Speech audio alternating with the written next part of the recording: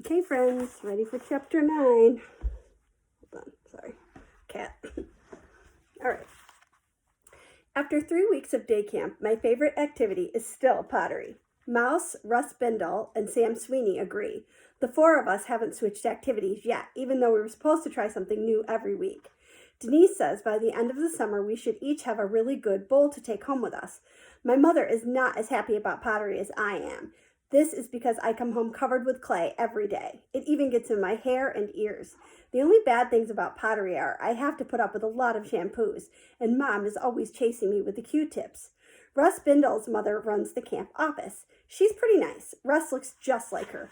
He's a year older than me, but so small he looks about 8. And between Russ and his mother, I have never seen so many freckles.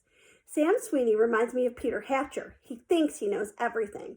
And when his clay elephant broke in the kiln, he blamed it on me and Mouse for making too much noise while it was baking.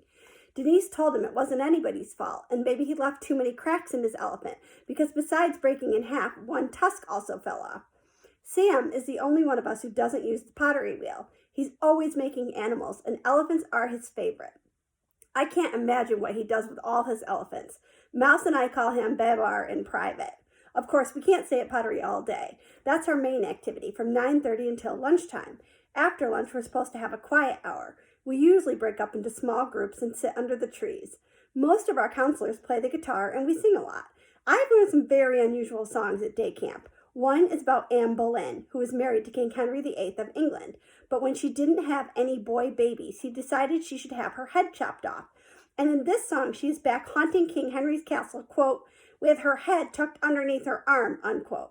I like to sing the song, but I don't like to think about her walking around like that. She reminds me of the Headless Horseman. This morning, Denise asked me to go to the camp office to tell Mrs. Bindle that she is expecting an important phone call. When I got there, Mrs. Bindle was trying to use the copy machine. I can't believe this, she said. It's jammed again. I watched for a while as she tried to get it working. Want me to help you, I asked. That's very nice of you, Sheila, but you better get back to your activity and tell Denise I'll come and get her when the phone call comes through. I still didn't go because all of a sudden I had the greatest idea of how to show the Terrytown kids that I was an expert at something besides bandaging legs.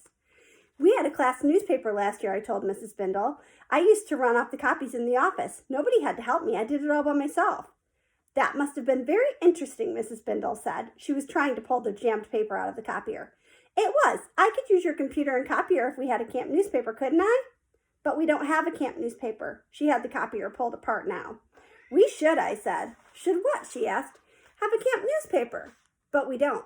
Maybe we will, I called, running out of the office. I ran right into Mr. Hellstrom, the director of our camp. He caught me so I didn't fall down. What's your hurry? He asked. Oh, Mr. Hellstrom, you're just the one I wanted to see, I told him. Do you know what we need here? No, what? A newspaper, a camp newspaper, and I've decided it's my duty to start one. Mr. Hellstrom said, That's a very good idea. I knew you'd think so. I'll be in charge of everything, I said. You may want some help, Sheila. Suppose I let you announce your plans this afternoon. Then you can form committees and get started. I don't need committees, I said. I'm very experienced. I know exactly what to do.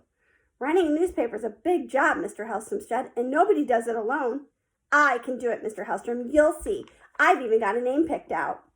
What is it? He asked. It's a surprise. Sorry, friends. You'll find out next Friday when you read the first issue. Well, Mr. Hellstrom said, you seem determined to try it on your own, so good luck. Oh, thanks, Mr. Hellstrom. Thanks a lot. I ran back to the pottery and told everyone about our camp newspaper. When's it coming out? Mouse asked. On Friday, I said, and I'm going to be very busy between now and then.